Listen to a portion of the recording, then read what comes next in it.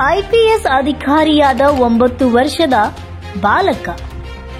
ಉತ್ತರ ಪ್ರದೇಶದ ವಾರಣಾಸಿಯ 9 ವರ್ಷದ ಬಾಲಕ ರಣವೀರ್ ಭಾರತ್ಗೆ ಐಪಿಎಸ್ ಅಧಿಕಾರಿಯಾಗಬೇಕೆಂಬ ಕನಸಿತ್ತು.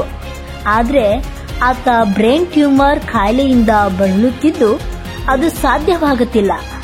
ಈ ಮಾಹಿತಿ ಪಡೆದ ವಾರಣಾಸಿ ವಲಯದ ಹೆಚ್ಚುವರಿ ಪೊಲೀಸ್ ಮಹಾನಿರ್ದೇಶಕ ಪಿಯೂಷ್ ಮೋಡಿಯಾ ಆತನ ಕನಸನ್ನು ನನಸು ಮಾಡಲು ಒಂದು ದಿನದ ಮಟ್ಟಿಗೆ ಐಪಿಎಸ್ ಅಧಿಕಾರಿಯಾಗಲು ಅನುಮತಿ ನೀಡಿದ್ದಾರೆ.